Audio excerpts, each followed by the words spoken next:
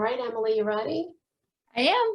Okay, let's do this. I want to welcome those of you watching on Facebook. My name is Becky Weiser, and I'm the curator of the Erie County Historical Society Hagen History Center.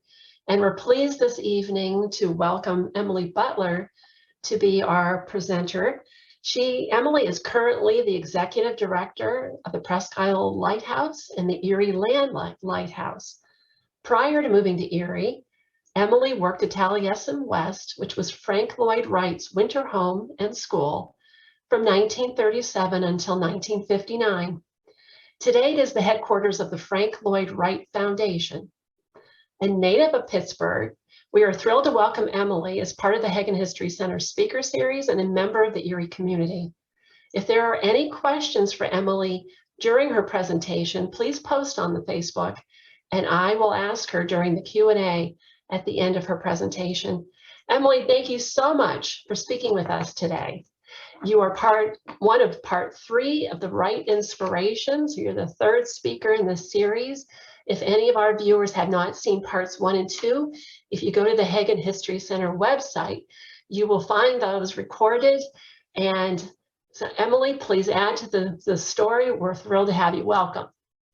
Thank you, Becky. I'm very excited to be here. This is the second time that I've been involved in the great work the Hagen History Center is doing, kind of talking about different relevant topics for the city of Erie and Erie County as a whole. And I am very excited that that history and that legacy now includes our very own Frank Lloyd Wright site. So that was certainly something that was incredibly exciting to me, being new to Erie, and to learn that in fact there was a Wright property here, being Frank Lloyd Wright's office, constructed in the History Center. So very exciting news. Once you kind of get wrapped up in Wrights, he sort of gets under your skin, and you can never really get out from under that. Case in point, I moved to a town that has a Frank Lloyd Wright site that just came here. So today I'm going to be talking to you guys sort of the general history about Wright and about my experiences working at his winter home and camp, and how that sort of unique philosophy on both architecture and truly a philosophy on way of living really has impacted architecture and impacts how we live today. So I am going to just start with a little bit of a brief rundown of the history here. So if this will advance. There we go. All right. So here we are, young Mr. Wright. So Frank Lloyd Wright, handsome little guy there. Frank Lloyd Wright was born in Richland Center, Wisconsin, June 8th, 1867. So he was born in a relatively rural area, and he was born to William Carey Wright, who was his father, and Anna Lloyd Jones. So William, his father, was a preacher by trade. He was also a musician. He was a very accomplished pianist. There actually are CDs out there of his work, which is kind of fun. So again, that story of his father will kind of come up later in our journey throughout his life. But ultimately, Wright's father ends up leaving the family. So he becomes very, very close to his mother, Anna Lloyd Jones. She was a teacher. She was from a very large Welsh family. They used to call them the God Almighty Lloyd Joneses.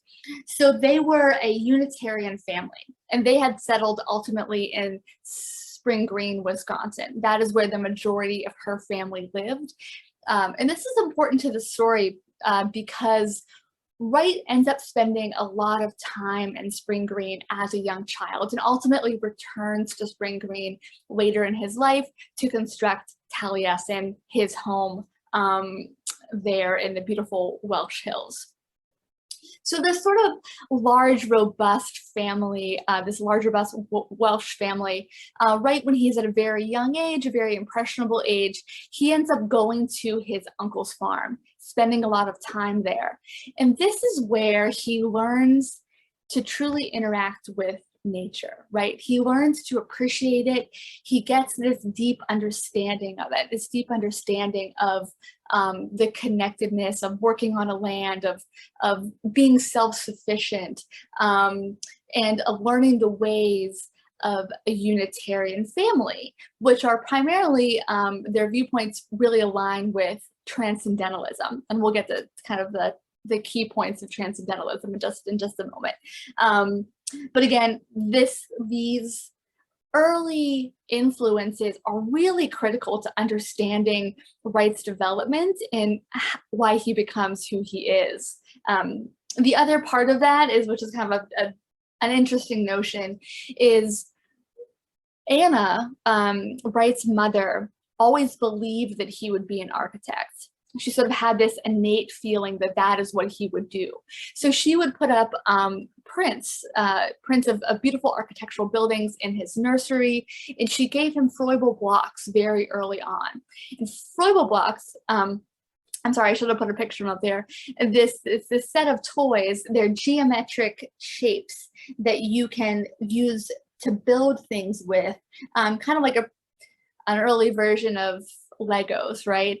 And it was this teaching tool, this basic understanding of geometry and how to put things together and how to build things. Wright said before he passed in his old age, that he could feel the blocks in his hands. He could feel moving them around and manipulating them in his hands, even as an old man, as a very well-established architect. So again, all these things are really kind of interesting when we think about who he became and how important he was to architecture, these early influences. All right, so just to go into a little bit of, because it is very important to the story, transcendentalism. So again, Wright's family were Welsh Unitarians, and Welsh Unitarians primarily followed the Transcendentalist movement. Leaders of the Transcendentalist movement are characters that we all know, right? These immense, important people in history, Walt Whitman, Thoreau, Emerson, these sort of thought leaders during this time frame really are great influences to the Transcendentalist movement and ultimately to Frank Lloyd Wright. So the fundamental tenets of Transcendentalism include a strong sense of self, this strong ideal of individualism. It has a lot to do with this sort of new American ideal of living, right? This new concept of democracy. And at that point in time, America was a young country, right? It was still learning about democracy. It was still getting its footing.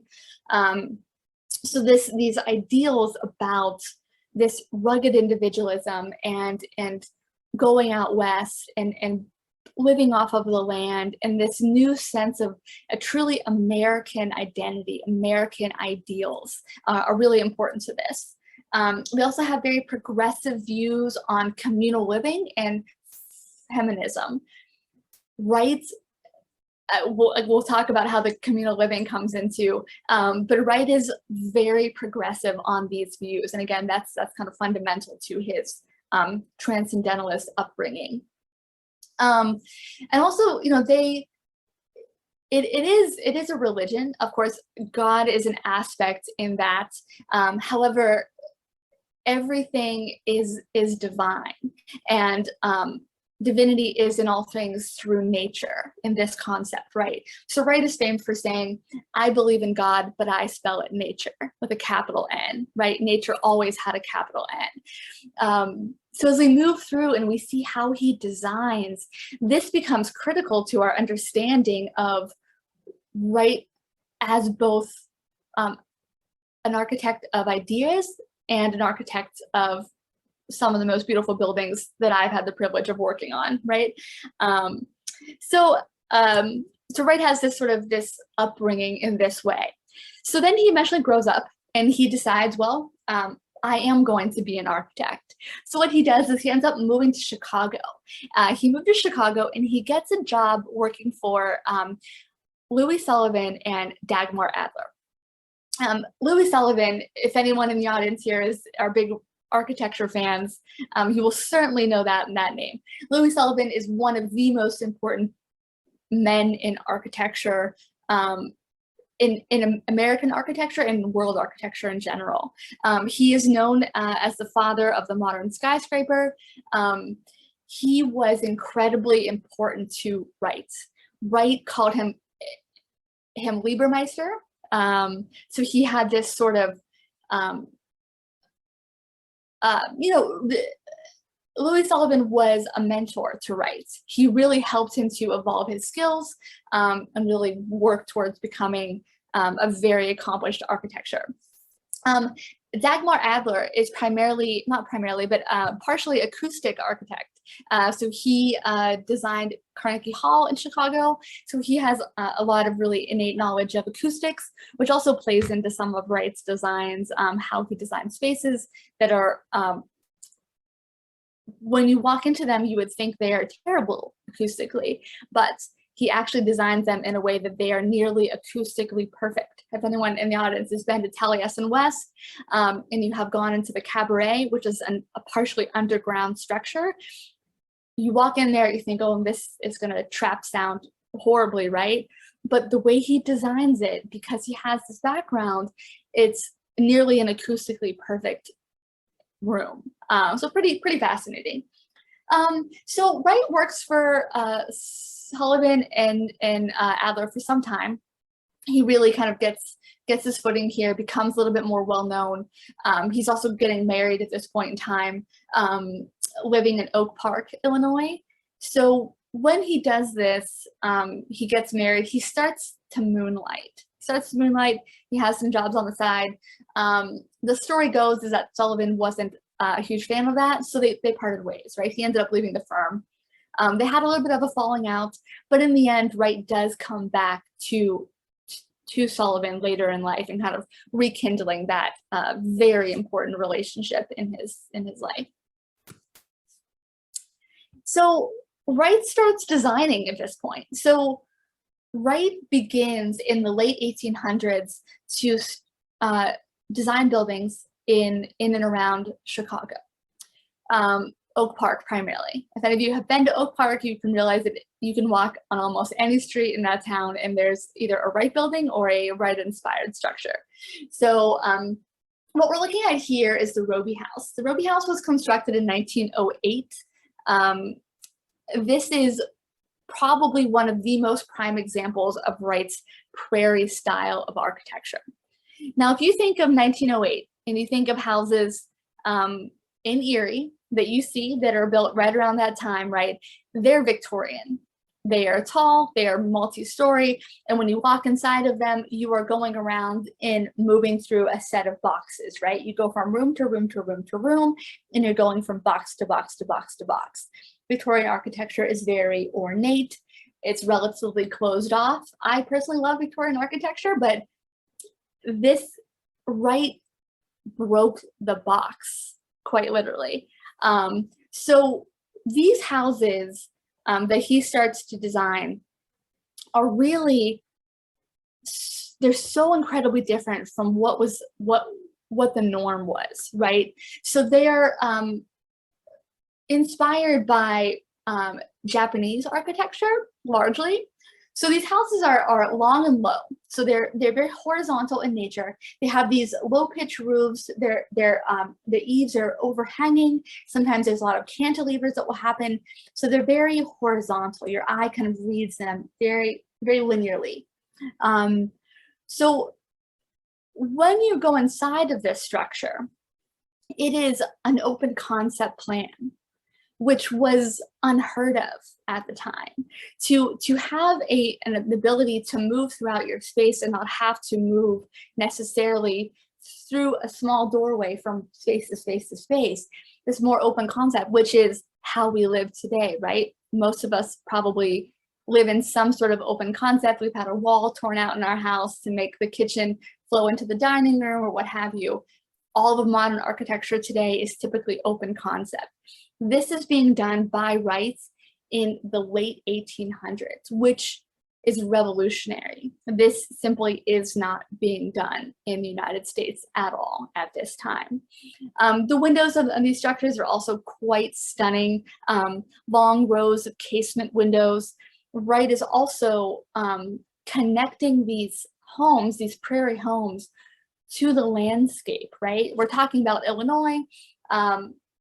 Everything's very flat, right? So that there are no hills in that area to kind of juxtapose. So the buildings are very long and linear, right? They're connected to the streetscape, and they're connected to the landscape, which is what you're looking at, which is sort of, you know, very flat. You're connecting to the trees, you're connecting to the prairies, if you will, in certain points in Wisconsin and Illinois, where he's designing. So these casement windows, these long spans of windows, are really kind of connecting the site to the landscape, which is sort of his early versions of what he will later refer to as organic architecture.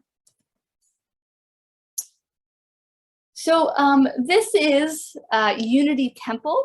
So this is another early Wright design. This is 1905, so this is actually even prior to him designing the Roby House. So Wright does, again, begin his career in the early 1800s designing prairie-style homes in and around Oak Park, in and around Illinois. But it's not only homes that he's designing. He is also building different kinds of structures. So he builds the Larkin Administration Building, and then he built Unity Temple. Those are the two early commercial and sacred space designs. So this is a Unitarian church. I have been very fortunate to be recently inside of this structure. It is absolutely stunning. The way that the light streams through, everything about this building is so cohesive, and it's so, he designs it with their needs in mind, right? How the Unitarians believe in their procession. They actually process in and they pass by the main podium, if you will. They have a kind of different term for it, but so he's designing for their needs in mind, and this is quite a gorgeous structure. So he's working in this area for a little while, gaining a significant name for himself, right? So by this time, Frank Lloyd Wright is sort of a household name. A lot of his friends are getting commissions. I hope a lot of you in the audience have been to the Darwin Martin home, which is in Buffalo, very close neighbor to us. That is another early design, another early prairie home that he designed during this time frame. So that's a great way to sort of experience the things that I am talking about here, these sorts of concepts and designs, and how he designs prairie homes and how you feel when you're inside of one. So Wright eventually leaves. He does have a little bit of personal drama happen. So he does leave his family. He goes to Europe for some time. When he comes back, he builds Taliesin. So Taliesin, he builds this in Spring Green, Wisconsin. That is his home. So he does build himself a home in Oak Park with his family there. But after he leaves them, he does decide to come back to his family's homestead, as it were, in Spring Green, and build his house here. This was a difficult place for Wright. So this is where there was a tragedy that occurred. There was a murder that actually occurred on site. Several members of the Tallisin Fellowship, which I'll discuss in a little bit, were killed. So I think what's great about this story in particular is that this photo that we're looking at is actually Taliesin 3. There are 3 Talliesins. So the first one burned. The second one, there was another fire that destroyed a large portion of the structure. So this is that last iteration, which is kind of bigger and stronger. And Wright's this story, which I won't go into in great detail, but this story, this immense tragedy that happened to him, and the fact that he is able to quite literally build on the ashes of this, and reinvent himself and continue to move on, is this perseverance that I think, again, speaks to who he is as a person and why he gave so much to architecture and why he is such a critical part of the American story. So highly recommend everyone to go see this, that structure, because it's absolutely gorgeous. So this is sort of, we're getting kind of a little bit at the tail end there of his prairie style. So he's designing prairie homes from the 1890s really up to the 1920s. This is sort of right here, we're looking at a bridge house, if you were, for him to change styles. So this is Hollyock. Hollyock is located in Los Angeles. This was constructed between 1919 and 1921. This building has a lot of prairie elements, but he's sort of moving into the style that he will develop for the California homes, which are his textile block designs. This one is an absolutely gorgeous building. It is in the center here where we're looking at, we're actually standing in the courtyard, looking into what is the living room. I just can't, it's just such a beautiful structure. No photo that I could ever show you could fully describe the feeling that you get when you're in this building and so many of his other structures. So that's a little bit of a bridge, and just kind of, take in this photo and see how different it was from the other ones we were looking at. Still, those basic tenets are there, right? It's very horizontal, it's low, it's all one story. And then we move into his textile block phase. So Wright, I think what is so important about him as an architect is that he is never afraid to push boundaries. Wright pushes boundaries of architecture and of materials to the point of failure. And a lot of people say things about that, right? They say, oh, Wright's roofs always leaked, or his cantilevers were always sagging, or this or that, or the textile blocks ended up failing and crumbling. And yes, all of those things are true. However, what people fail to realize or take into account is what those failures really are material failures and technology failures. Wright was so far ahead of his time that technology simply had not caught up with him to do what he needed to do. It's easy for us to say, for us today, as architects and engineers and preservationists, to say, well, of course I could build a cantilever that's, over a waterfall and not have it sag at all. Why would you think I couldn't do that? But what they fail to realize is the time in which it was constructed and the materials that were available to him. Wright was so revolutionary, always pushing boundaries. What he wanted to do, he sometimes did have issues making it a reality because technology simply had not caught up. But what's important about that note is that it almost doesn't matter, right? It almost doesn't matter that it fails. It's that he did it, and that he is not afraid to try something and fail.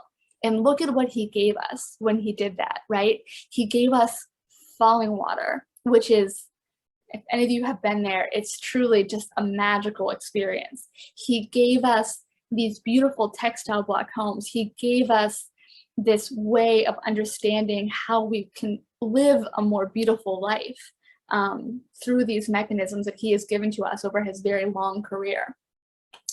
So this is a great example of trying something new, right? This structure right here, this looks nothing like anything I've shown you to so far in this slideshow here. This is the Enos house, designed in 1922. This is a textile block home. So what we're looking at here, all of these individual blocks that are actually decorative, they are individually cast stone blocks. And then they are set into each other. There typically will be rebar in between there as they set and they build these, but that is the construction of this house. It is these individual cast decorative stones. And they create this sort of Mayan temple-like feel, which if any of you have been to Los Angeles or have been to Southern California area, when you look at this building, it makes sense that it's in that location, right? It is on these cliffs, it is on these overlooks, it's in the Hollywood Hills, in this sort of relatively rugged landscape, right? Like if you really look at Los Angeles and its landscape, it is a little bit rough, it is a little bit rugged, right? Like it is Southern California, and he is designing something here that is so unique and so specific to that landscape, that it just seamlessly fits in, right? So these are really interesting structures. A lot of them are failing. They are having issues. The block is beginning to crumble. It is beginning to fail. It is beginning to delaminate for all of the reasons that we expect that it would, right? All of those traditional mechanisms of decay that any sort of stone goes through. But when you add on to the fact that this was a revolutionary design, no one knew how to build this kind of house. This was sort of new. Craftsmen were just sort of figuring it out as they went along. So the fact that they are in as good a shape as they are is really a testament to how well he did think through things and his designs. So there are many textile blocks and homes in Los Angeles. This is one of the most famous ones. All right, so here we are. This is kind of moving on in his career. We're now in 1936, and we're looking at the inside of the S.C. Johnson Wax headquarters. This, again, is pushing the boundaries. This is a lily pad idea.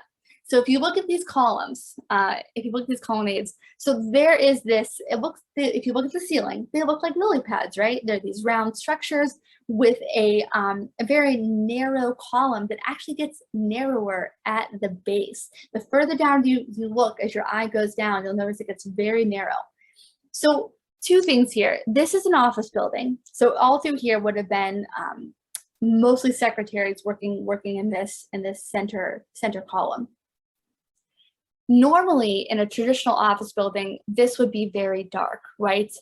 In traditional architecture, this would have been a very dark space, not a lot of light. You probably wouldn't have been so inspired to do very much in this sort of environment. But Wright says, okay, how do we develop a working environment that will be conducive to happiness and productivity, right? These are the kinds of things that he's thinking about when he's designing this structure. And he comes up with this gorgeous design where the ceiling is slightly translucent, allowing for light to shine through. And then these lily pads are actually holding up the roofing structure. And again, they taper down to almost nothing at the end there. So the builders and the engineers said, this simply will not do. This is not going to work. This is impossible. Wright tried it. He tested it out and he proved them wrong. This is, again, absolutely stunning structure. And so 1936 there, while he's designing that, he is also designing probably the most famous house in the world. I would go so far as to say. If anyone can name a more infamous home, I'm all ears, but Falling Water certainly is one, right? Designed for the Kaufman family. This is really a turning point in Wright's career when he gets this commission. So this is 1936. You know, the Depression is still very real. This is still a very hard time. Wright kind of goes through this point in time in his life where he's not really building. He's building a little bit, but not as much as he was, right? And he needs something. He does the S.C. Johnson Wax building, and he does Falling Water. And those two structures, those two monumental, interesting, beautiful designs really kind of push him into the next phase of his career. Falling Water truly is a work of art. It's an absolutely, just to be there, it's to understand organic architecture, right? And I hope that most people listening today have been here to Falling Water. It is truly to understand organic architecture. It is truly to understand the connectedness with nature, and how, if you were to be so lucky as to live in that space, how beautiful your life would be, because you had this opportunity to be so immersed in your landscape, right? To be so immersed in the place that you are.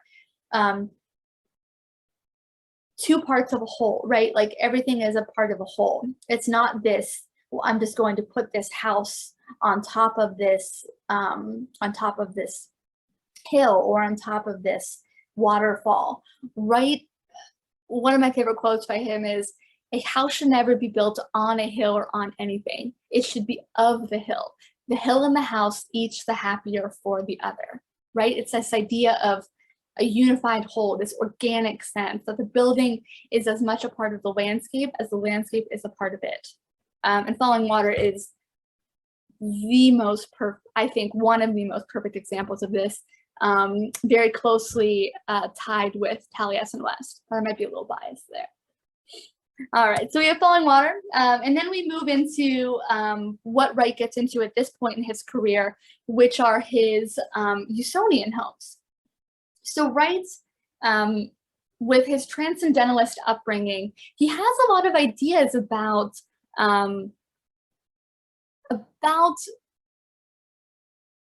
democracy and the way that people should live. Wright does not like cities. He lived in Chicago. He doesn't really believe that the modern city structure is the correct model, right? So we'll kind of get into that in a little bit when I look at Broadacre City. But one of his solutions to this was to design Usonian homes. And Usonian homes are small, affordable homes. They were supposed to all only cost about $5,000. That really didn't happen. Almost all of them cost more than that. But they're small, beautiful homes that there's a couple of different kinds of designs.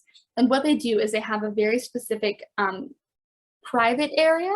So there's the private area, which are the bathrooms and the bedrooms.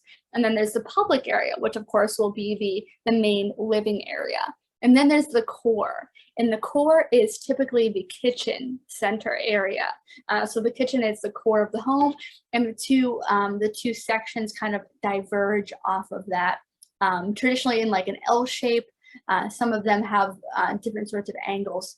But this is a Herbert Jacobs house, 1937. This is the first true Usonian home designed. This actually is still privately owned and lived in. It's a great little house. This idea that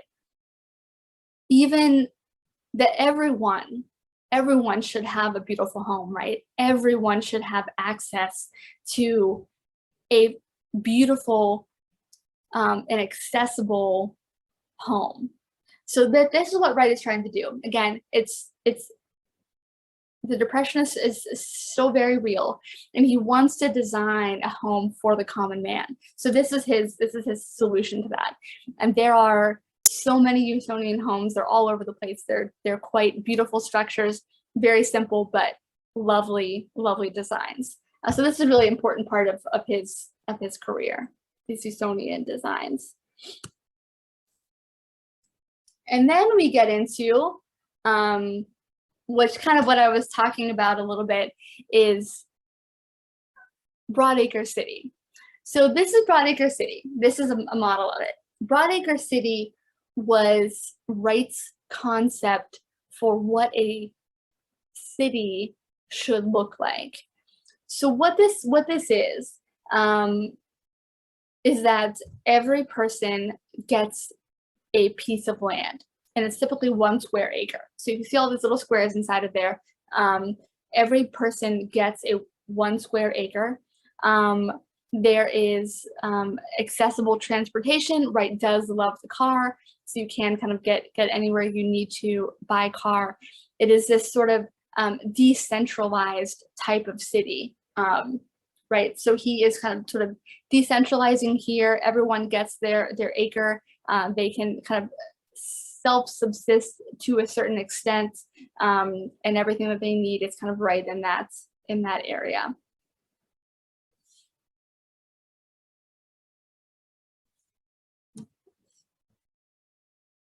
All right, so Wright is kind of getting back to the trajectory of his life.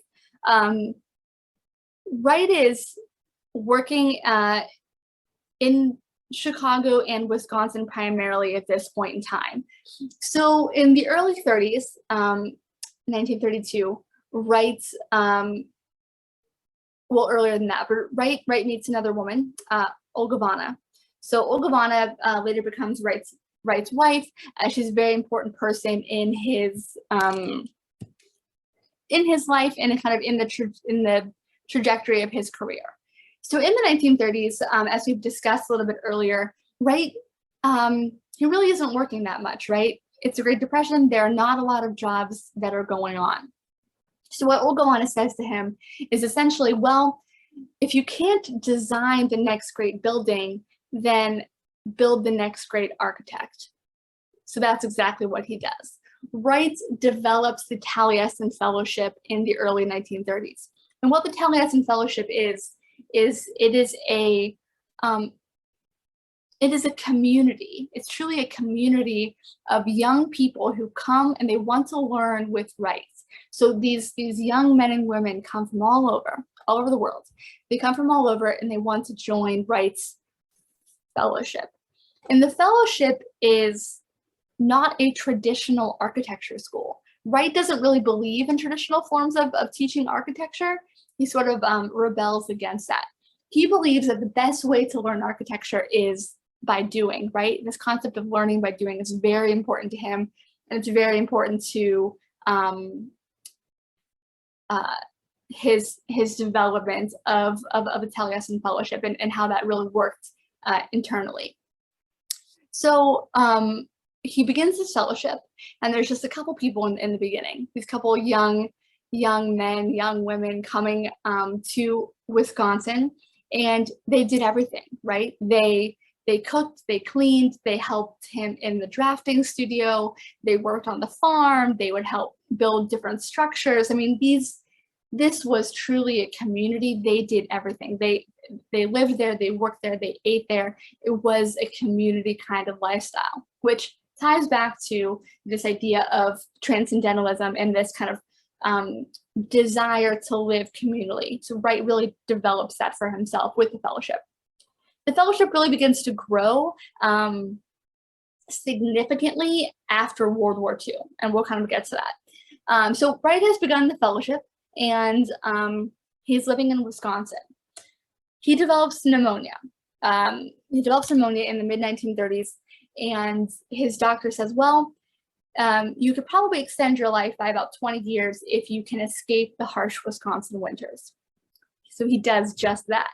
He goes to Arizona. He goes to Phoenix, Arizona, actually Scottsdale, Arizona specifically. He goes to Scottsdale, Arizona, where he had been previously. He had done work in Arizona. He had consulted on some projects. He was supposed to design and build a very large resort that never actually came to fruition in the late 1920s because of the crash. So that he had been here before, he had remembered it, and he had remembered how much he loved it. So he goes out there, he finds this plot of land, and he sends this telegram, which I just love. You guys can all read it, but it's just so fun. So Eugene Masselink is Wright's secretary. He's kind of, he's a very important person, and Wright, he's a member of the fellowship. Gene is a very key member of the fellowship and a beautiful graphic artist as well.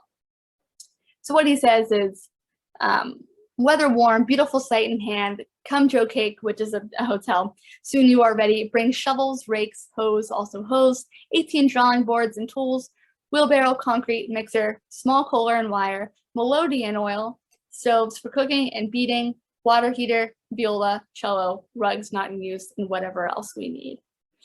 This to me is the quintessential experience. That is the quintessential fellowship experience. It is said when you joined the fellowship, you needed two things. You needed a sleeping bag because you were going to be sleeping outside, and you also needed a suit or a nice dress because you would also be expected to participate in these sort of lavish parties and lovely evenings, and they would, if you played an instrument, you were required to play for the Wrights, and really kind of get the full picture, right? It wasn't simply that, was not simply that you worked hard and you did all of this grunt work. Wright believed that, okay, well, if you are going to understand how to design a commercial kitchen, you're going to work in a commercial kitchen and you're going to cook food for this party that I'm having.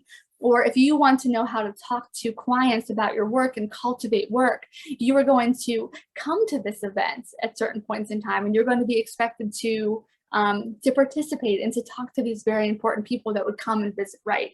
So he really was giving them a very well-rounded, unique experience. But this list of things just always makes me laugh, and bring into what they wanted to bring to Taliesin West: viola, cello, rugs, hose, you know, all the important things. Because they were in fact going to build Taliesin West, and that's precisely what they did. They did construct Taliesin West truly from the ground up. A bunch of these young 20-something men and women, you see images of them there, building these structures. It was an incredible amount of work. Trust me, I actually built a relatively small section of a desert masonry wall once. It is a lot of work, so I can't imagine doing it without the modern conveniences that I had available to me then. So the right two images are kind of examples of the fellows working, designing, building, again, this learn by doing, this understanding of architecture in this very visceral way, right? Like, you know how to design a building because you have built this structure and you know what went wrong and what went right. So they would do that. And then the left image is another great example of you know, learning from the master, right? Obviously, this is a little bit of a staged photograph, but they would be in the drafting studio consistently. They would be working on drawings. They would be sort of doing that sort of thing and helping with him as well. And this is a great image. These are just fun. I mean, you know, the experience of the fellowship was, again, robust and very cultural. So on the left, this is in Spring Green, Wisconsin at Taliesin. This is one of their sort of lavish parties. This gentleman, I think, is probably about to read something that he had to write and is going to present it to Frank Lloyd Wright and all of his important guests. And then on the right there's an image of a dance performance. There was a theater at both Taliesin and Taliesin West. This sort of theatrical element and performance was very important in both Taliesin and Taliesin West as well.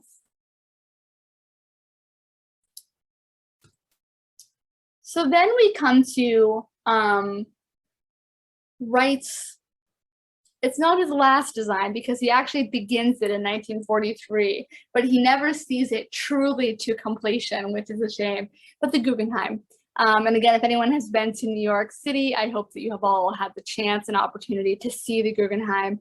And I love this because it's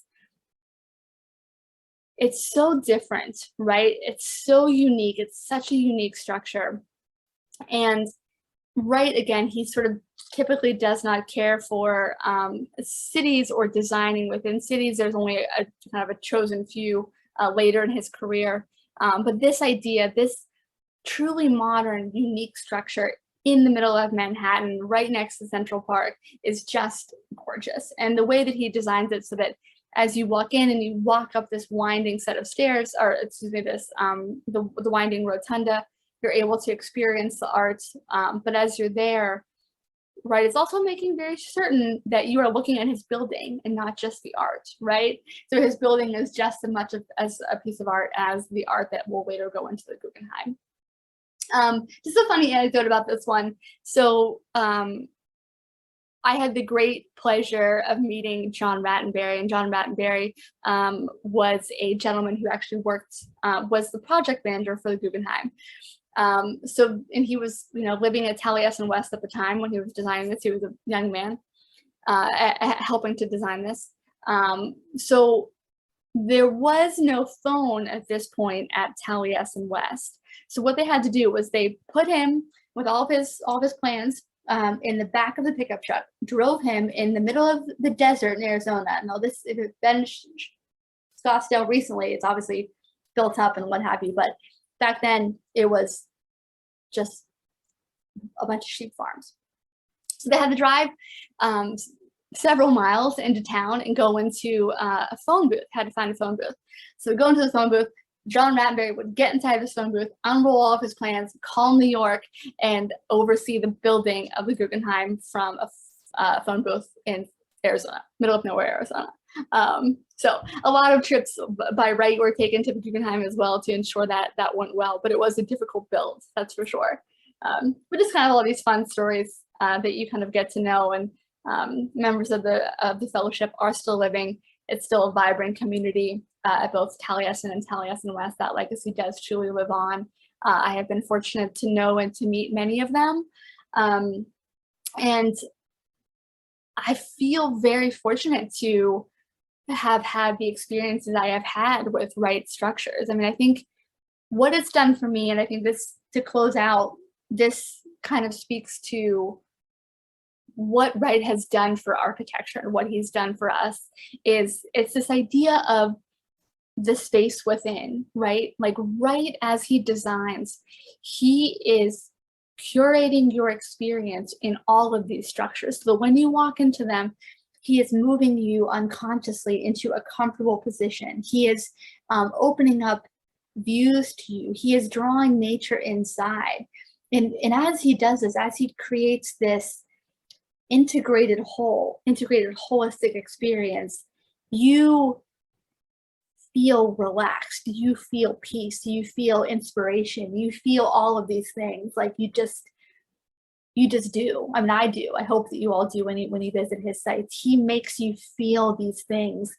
And I think that is what he's given to architecture. He's given his perseverance, and he has given his intense will, and he has given us his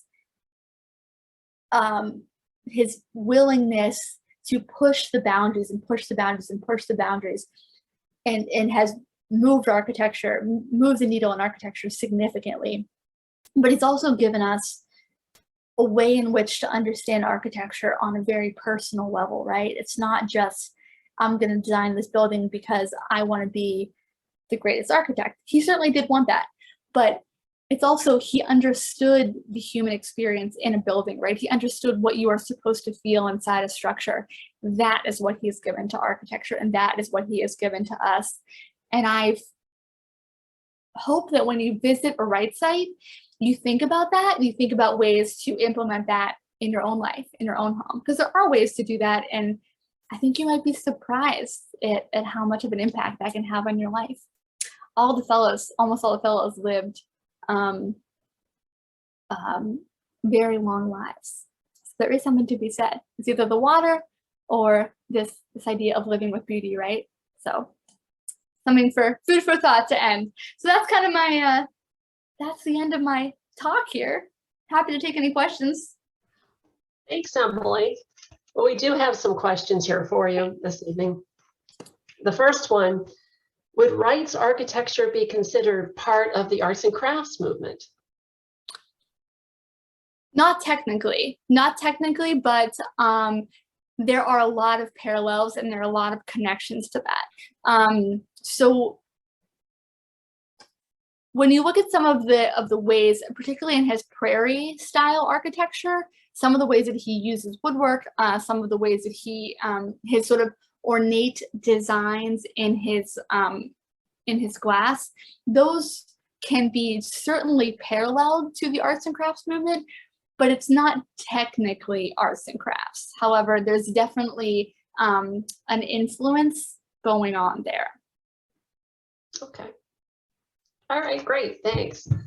The next question you had hinted about, and you didn't want to get into, and you don't have to get into the details, but you had hinted about a murder at Taliesin and 3 fires, and the question was, were the people caught who did all of those?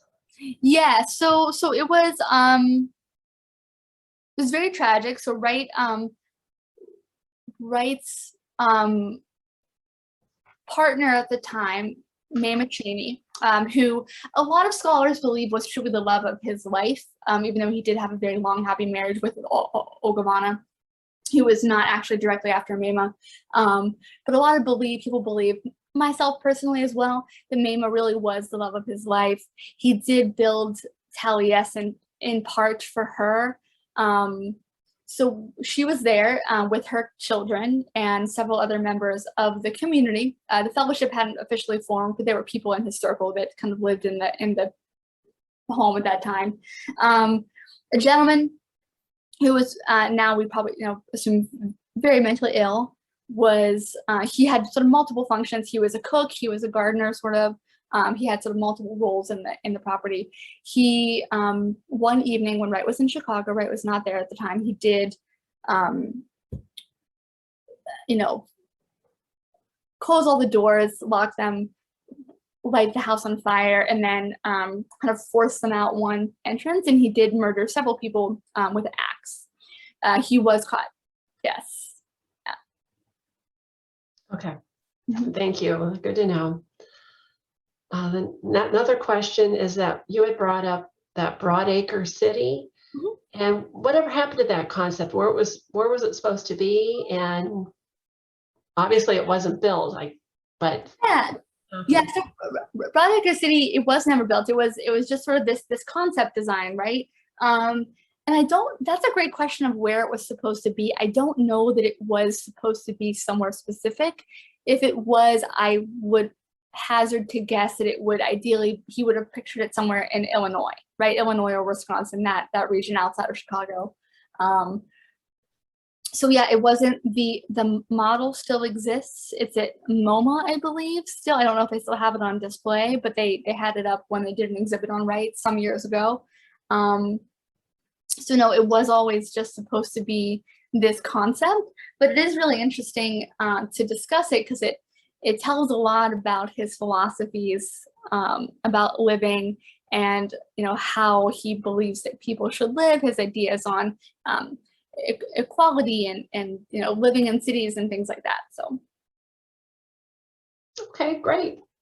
And the last question, do you feel that Frank Lloyd Wright is more popular today than he was during his lifetime? Oh, that's a great question.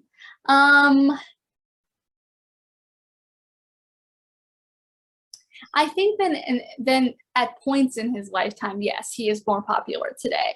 I think at the tail end of his career, he did sort of become this larger than life character. Wright was a great self-promoter, right? Like he went on TV and he really had this great ability to self-promote. If he had the technology today of social media and all this other stuff, you can be sure that he would be using it, right, to promote his work and to kind of put his name out there. So at the end of his career, he was very well known, not more well known than he is today. Probably in the 19-teens to like the 1930s, like early 1930s, 1932, say, he probably would have been more well known now than he would have then, possibly. But I think that now we're looking at his designs with a different eye, right? He from the idea of sustainability and designing truly for living and how his influence is everywhere today. It really is. You can't deny it. The more you know about Wright, the more you kind of understand how influential he was to architecture. So I think that's why there's sort of this new fascination with him and this new love.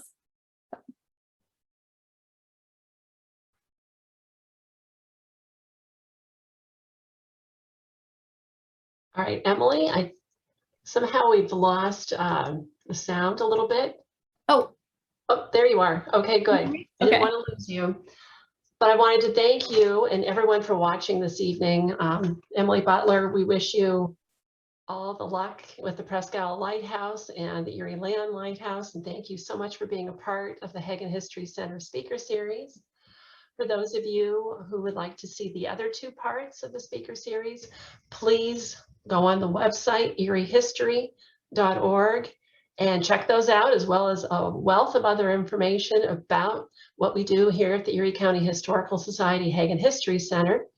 Become a member, help support us so that we can keep bringing programming and other activities to the community at large.